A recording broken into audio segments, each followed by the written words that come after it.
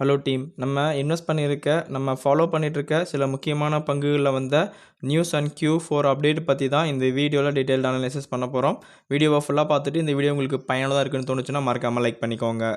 முதல்ல வந்துட்டு இந்த TCS Q4 அப்டேட் பற்றி நம்ம செக் பண்ணிடலாம்.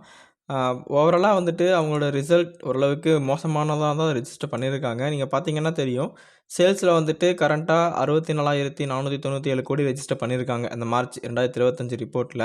போன டிசம்பர் ரிப்போர்ட்டில் பார்த்தீங்கன்னா 63,973 கோடி, குவார்டர் ஆன் குவார்டர் நல்ல பர்ஃபார்மன்ஸ். இயர் ஆன் இயரில் பார்த்தீங்க அப்படின்னா கிட்டத்தட்ட போன மார்ச்சில் 61,237. ஸோ சேல்ஸ் பொறுத்தளவுக்கும் quarter on quarter and year on year compare பண்ணும்போது நல்ல ரிசல்ட் கொடுத்துருக்காங்க. ஆனால் நீங்கள் வந்துட்டு ஆப்ரேட்டிங் ப்ராஃபிட்டில் பார்த்தீங்க அப்படின்னா கிட்டத்தட்ட இயர் ஆன் இயரில் 17,167 கோடி ரெஜிஸ்டர் பண்ணியிருக்காங்க. குவார்டர் ஆன் குவார்டரில் பார்த்தீங்கன்னா 17,034 கோடி ரெஜிஸ்டர் பண்ணியிருக்காங்க.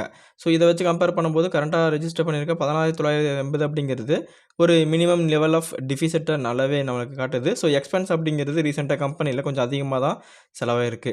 அதனால தான் வந்துட்டு நெட் ப்ராஃபிட்லேயே நல்ல ஒரு டீவியேஷன் அப்படிங்கிறது வந்திருக்கு. கிட்டத்தட்ட 12,293 கோடி தான் கரண்ட்டாக ரெஜிஸ்டர் பண்ணியிருக்காங்க. இதே போன குவார்ட்டரில் பார்த்தீங்க அப்படின்னா 12,444 கோடியும், இயர் ஆன் இயரில் பார்த்தீங்க அப்படின்னா 12,500 கோடியும் அப்படிங்கிற மாதிரி ரெஜிஸ்டர் பண்ணியிருந்திருக்காங்க. ஸோ இதுதான் வந்துட்டு நமக்கு கிளியர் டிஃப்ரென்சஸ் காட்டுது. அதனால தான் ஏர்னிங் பெர் ஷேரும் வந்துட்டு கிட்டத்தட்ட 34 ரூபாயிலிருந்து 33 ரூபாயா வந்துட்டு குறைஞ்சிருக்கு. இதெல்லாம் ஒரு மெயின் ரீசனாக இருக்குது. இப்போதைக்கு கம்பெனியோட ரிசல்ட் பார்க்கும்போது ஒரு கன்சாலிடேஷன் அப்படின்னு தான் சொல்ல முடியும்.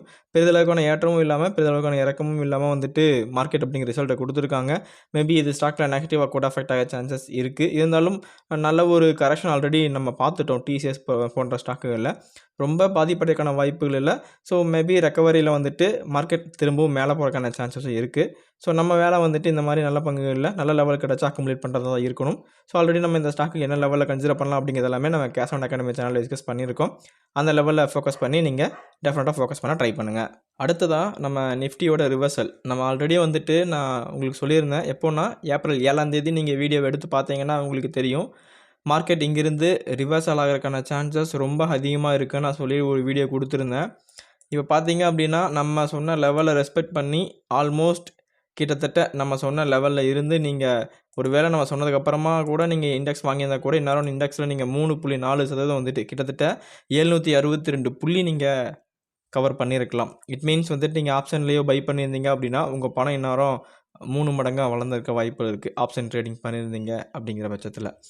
ஏன்னா மந்த்லி கான்ட்ராக்ட் எடுத்திருக்க போது டெஃபினட்டாக 3.4% ஏற்றம் அப்படிங்கிறது இண்டெக்ஸில் ஒரு பெரிய மொமெண்டம். அது ரெகுலராக இண்டெக்ஸ் ட்ரேடிங் பண்ணுறவங்களுக்கு கண்டிப்பாக புரியும்.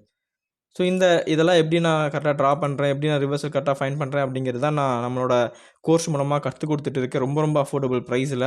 ஸோ இதை நீங்கள் கற்றுக்கணும், இந்த மாதிரி ஹார்மோனிக் அனலைசிஸ் நீங்கள் கற்றுக்கணும்னு விருப்பப்பட்டீங்க அப்படின்னா மறக்காமல் நம்ம வாட்ஸ்அப் நம்பருக்கு கான்டாக்ட் பண்ணி டீட்டெயில்ஸ் கலெக்ட் பண்ணி நீங்கள் உங்களுக்கு அஃபோர்டபுளாக இருக்குன்னு தோணுச்சுன்னா ஜாயின் பண்ணி யூட்டிலைஸ் பண்ணிக்கோங்க. அடுத்ததாக கன்ஸ்ட்ரக்ஷன் கம்பெனியான NBCC பார்த்தீங்க அப்படின்னா கிரியேட்டர் நொய்டாவில் பார்த்தீங்கன்னா 1,153 கோடி மதிப்பில் ஃப்ளாட்டை ஏல மூலமாக செல் பண்ணியிருக்காங்க. இந்த செல்லிங் பொறுத்தளவுக்கும் இந்த கம்பெனிக்கு ஒரு பெரிய பெனிஃபிட்டாக அமைஞ்சிருக்குங்க. ஏன்னா கன்ஸ்ட்ரக்ஷன் பொறுத்தளவுக்கு வந்துட்டு ரீசெண்டாக நல்லாவே ஒரு க்ரோத் ஆகிட்டு இருக்கிற கம்பெனி. அது மட்டும் இல்லாமல் நம்ம நிஃப்டி கன்ஸ்ட்ரக்ஷன் இண்டெக்ஸ் பார்த்தீங்க அப்படின்னா நல்லாவே வந்துட்டு இன்ஃப்ராஸ்ட்ரக்சர் ஓகேங்களா, நல்லாவே டவுனில் போயிட்டு ரிவர்சல் அப்படிங்கிறது வந்துட்டுருக்கு. அப்படிங்கிறதுனால ஸோ டெஃபினட்டாக வந்துட்டு நம்ம இந்த மாதிரி பங்குகளில் கன்சிடர் பண்ணலாம். இட் மீன்ஸ் வந்துட்டு NBCC, DLF, தென் வந்துட்டு கோத்ரேஜ் ப்ராப்பர்ட்டிஸ், இந்த மாதிரி நிறைய கம்பெனிகள் வந்துட்டு நல்ல பர்ஃபார்மன்ஸ் வந்துட்டு கொடுத்துட்ருக்காங்க. நீங்கள் இந்த மாதிரி ஃபோக்கஸ் பண்ணி நீங்கள் கன்சிடர் பண்ணிங்க அப்படின்னா டெஃபினட்டாக நல்ல ஒரு வாய்ப்பு இருக்கும். கண்டிப்பாக வந்துட்டு ஃபோக்கஸ் பண்ண ட்ரை பண்ணுங்கள். அடுத்ததாக RBIயோட இந்த நியூ கோல்டு லோன் அப்டேட் பார்த்தீங்க அப்படின்னா முத்து ஃபைனான்ஸை 14% வந்துட்டு 2 நாளில் கீழே இறக்கியிருக்காங்க. இது not only Muthu finance, IIFL ஆகட்டும், நம்ம மணப்புரம் ஆகட்டும், எல்லாமே இந்த ஒரு நியூஸ்னால வந்துட்டு நல்லாவே இறங்கியிருக்குங்க. இதை பற்றி நம்ம முன்னாடியும் டிஸ்கஸ் பண்ணியிருக்கோம். இது வந்துட்டு ஷுவராக நான் சொல்கிறேன், ஒரு ஷார்ட் டைமான பிரச்சனை தான். நல்ல லெவலில் நம்ம வரும்போது முத்து ஃபைனான்ஸில் நீங்கள் தாராளமாக நீங்கள் கன்சிடர் பண்ணலாம். அந்தளவுக்கு ஒர்த்தான பங்குகள் தான். அதை தான் நான் திரும்ப இங்கே உங்களுக்கு எக்ஸ்பிளைன் பண்ணிகிட்டு இருக்கேன். ஏன்னா முத்து ஃபைனான்ஸில் வந்துட்டு வாய்ப்புகள் வர்றது ரொம்ப ரேர். ஸோ 14% இறக்கம்ங்கிறது ஒரு ஹியூஜ் ஆப்பர்ச்சுனிட்டி. இன்னமும் கூட இறங்கலாம். ஸோ நான் ஹார்மோனிக் அனலைசிஸில் வந்து டெஃபினட்டாக இதில் நான் பண்ணி ஒரு வீடியோ ரெடி பண்ணிகிட்டு இருக்கேன். அதாவது லாங் வீடியோ ரெடி பண்ணிகிட்டு இருக்கேன். அந்த வீடியோ வந்ததுக்கு பிறகு நம்ம அதை கேஷ் ஆன் அகாடமி சேனலில் தான் ஒளிபரப்பு பண்ணுவோம். ஸோ அங்கே வந்துட்டு நீங்கள் என்ன லெவலில் நீங்கள் பை பண்ணலாம் அப்படிங்கிறத பற்றி நீங்கள் தெரிஞ்சுக்கிட்டு நீங்கள் ஃபோக்கஸ் பண்ண ட்ரை பண்ணுங்கள். தென் மணப்புரமில் பார்த்தீங்க அப்படின்னா அகெயின் வந்துட்டு அதில் நல்ல ஒரு சான்ஸ் அப்படிங்கிறதும் கிரியேட் இருக்குது இப்போ கரண்ட்டாக கூட. ஐஏஎஃப்எல் வந்துட்டு நம்ம பொதுவாக முன்னாடி ஒருக்கா ஃபோக்கஸ் பண்ணதுக்கப்புறம் நம்ம அதை பற்றி ஓப்பன் பண்ணவே இல்லை. அந்த ஸ்டாக்கையும் நம்ம கன்சிடர் பண்ணிவிட்டு எந்த லெவலில் நம்ம வாங்கலாம் அப்படிங்கிறத பற்றி ஒரு தனி சீரியஸாகவே நான் அப்லோட் பண்ண ட்ரை பண்ணுறேன். கண்டிப்பாக நீங்கள் ஃபாலோ ஆன் பண்ணுங்கள். அடுத்ததாக பயோகான் ரிலேட்டடாக ஒரு முக்கியமான நியூஸ் கொடுத்துருக்காங்க. கம்பெனி தரப்பில் ஒரு புது கேன்சர் ட்ரக்கை வந்துட்டு அறிமுகப்படுத்தியிருக்காங்க. அதுக்கான ஒப்புதல் தான் வந்துட்டு யுஎஸ் FDA கிட்டேருந்து கிடச்சிருக்கு. பொதுவாக நீங்கள் பார்த்தீங்கன்னா கேன்சருக்கு வந்துட்டு அவாஸ்டின் அப்படிங்கிற ஒரு ட்ரக்கை யூஸ் பண்ணுவாங்க. அதோட பயோசிமிலர் மருந்து பார்த்தீங்க அப்படின்னா ஜோவோஃபேன் அப்படின்னு சொல்லுவாங்க. ஓகேங்களா, அந்த மருந்துக்கு வந்துட்டு இப்போது பயோகான் வந்துட்டு அப்ரூவல் வாங்கியிருக்கிறதுனால இதை தொடர்ந்து அதோட ஷேர் ப்ரைஸ் நல்லாவே இன்க்ரீஸ் ஆகிருக்கு. நம்ம இந்த ஸ்டாக்கை வந்துட்டு ரொம்ப ரொம்ப லோ ப்ரைஸில் கன்சிடர் பண்ணோம். இப்போ கூட இவ்வளோ மார்க்கெட் இறங்கியும் அந்த ப்ரைஸை கண்டிப்பாக ரீச் ஆகலை. ஸோ வாய்ப்புகள் அப்படிங்கிறது இந்த ஸ்டாக்கில் இருக்குது. ஸோ இதையும் வந்துட்டு நம்ம ஒன்ஸ் அனலைஸ் பண்ணிவிட்டு எந்த லெவலில் கன்சிடர் பண்ணலாங்கிறத பற்றி நம்ம டிஸ்கஸ் பண்ணலாம். அடுத்ததாக அதானி எனர்ஜி சொல்யூஷனோட Q4 அப்டேட் கொடுத்துருக்காங்க. அதானி எனர்ஜி ரொம்ப அட்ராக்டிவாக இருக்காங்க. அதானி அப்படிங்கிற நேம்னால இதை நம்ம கன்சிடர் பண்ண முடியாமல் இருக்கோம் அப்படிங்கிறத பற்றி நான் டிஸ்கஸ் பண்ணியிருக்கேன். இப்போ அவங்க Q4ல் ஆர்டர் புக் வந்துட்டு ட்ரிபிள்ஸ் ஆகிருக்கு. இட் மீன்ஸ் 3 மடங்கு அதிகப்படுத்தியிருக்காங்க அவங்களோட ஆர்டர் புக் மட்டுமே. கிட்டத்தட்ட 59,923 கோடி வந்துட்டு அவங்க வச்சுருக்காங்க. It's huge number. ஓகேங்களா, எந்த அளவுக்கு இவங்களோட அவைலபிலிட்டி இருக்குதுன்னு பார்த்தீங்கன்னா 99% அவைலபிலிட்டி இருக்குது.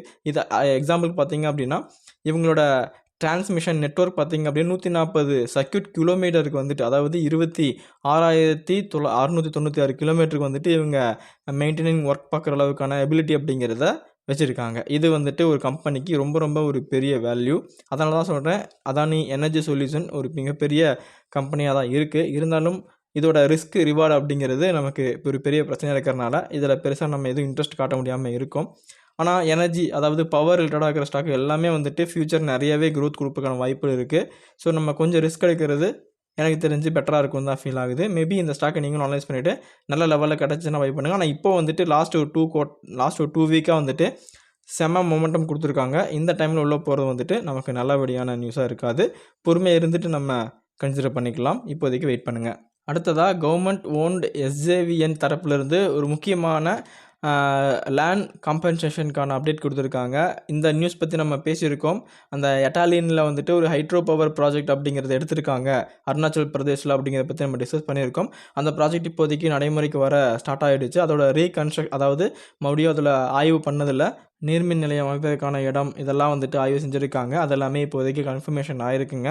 அதுக்கு பயன்படுத்த போகிற நிலத்துக்காக காம்பன்சேஷனாக 269 கோடி வந்துட்டு நில இழப்பீட்டு தொகையாக வந்துட்டு அரசுக்கு கொடுப்பதற்காக வந்துட்டு SJVN முடிவு பண்ணியிருக்காங்க. இதை தான் வந்துட்டு அவங்க தேர்ஸ்டே தெரிவிச்சிருக்காங்க. இந்த திட்டம் பொறுத்தளவுக்கு வந்துட்டு SJVNக்கு நல்ல ஒரு கமிஷனிங் ப்ராஜெக்டாக இருக்கிறதுக்கான வாய்ப்புகள் நிறையவே இருக்குங்க. SJVNும் நல்ல ஒரு லெவலில் தான் இப்போதைக்கு கொஞ்சம் அப்படியே மூவ் ஆகிட்டு இருக்காங்க. இந்த ஸ்டாக்கையும் நம்ம லாங் டைம் பவர் சோர்ஸ் ஸ்டாக்காக வந்துட்டு கண்டிப்பாக நம்ம கன்சிடர் பண்ணலாம். நீங்கள் பவர் ஸ்டாக் அப்படிங்கிறதுக்காக கொசம் நீங்கள் ஸ்டாக் இன்வெஸ்ட் பண்ணணும்னு நெசசரி கிடையாது. பவரில் நல்லா 2 பங்குகளை சூஸ் பண்ணிக்கோங்க. டாடா பவர் இல்லை வேறு ஏதாச்சும் பவர் சூஸ் பண்ணிக்கோங்க. தென் அதுக்கப்புறமா வந்துட்டு டேரெக்டாக பவர் ETFயில் வந்துட்டு நீங்கள் ஃபோக்கஸ் பண்ணுங்கள். அப்போ தான் நீங்கள் வந்துட்டு நல்ல லாபங்கள் அப்படிங்கிறத நீங்கள் பார்க்க முடியும். இதெல்லாம் என்னோட சின்ன சின்ன டிப்ஸ். ஸோ நீங்கள் ஃபாலோ பண்ணி பாருங்கள். ஓகேங்களா, ஸோ பவர் ரிலேட்டடாக 2 டெடிக்கேட்டட் ஸ்டாக். டாடா மோட்டார்ஸ் அப்படிங்கிறது ஒரு பெரிய நெட்வொர்க். அதே போல் அதானி நீங்கள் கூட சூஸ் பண்ணிக்கலாம். இல்லை JSW கூட நீங்கள் சூஸ் பண்ணிக்கலாம். வாட் எவர் உங்களோட விருப்பம் தான். சூஸ் பண்ணிவிட்டு பேலன்ஸ் செய்கிற கம்பெனிகளை என்ன பண்ணலாம் அப்படின்னா நீங்கள் ETF ஃபோக்கஸ் பண்ணலாம். அப்படிங்கிறது நீங்கள் செக்டர்லாகவும் நீங்கள் நல்லா பூஸ்ட்டாக இருக்க முடியும். தனிப்பட்ட பங்குகளாகவும் நல்ல ஒரு பூஸ்ட்டாக இருக்க முடியும். இதை நீங்கள் முடிவு பண்ணிவிட்டு ட்ரை பண்ணி பாருங்கள். ஓகே டீம், இன்றைக்கி நான் உங்கள்கிட்ட டிஸ்கஸ் பண்ணலாம்னு நினச்ச எல்லாத்தையுமே கிளியராக எக்ஸ்பிளைன் பண்ணிட்டேன். இது உங்களோட இன்வெஸ்ட்மெண்ட்டுக்கு ஏதாச்சும் ஒரு விதத்தில் ஹெல்ப்ஃபுல்லாக இருக்கும் நம்பிக்கை எனக்கு இருக்குது. இந்த வீடியோ உங்களுக்கு யூஸ்ஃபுல்லாக இருந்து தோணுச்சுன்னா லைக் பண்ணிவிட்டு உங்கள் ஃப்ரெண்ட்ஸ் அண்ட் ஃபேமிலிக்கும் ஷேர் பண்ணுங்கள். மீண்டும் ஒரு இன்ட்ரெஸ்டிங்கான வீடியோவில் பார்க்கலாம். நன்றி.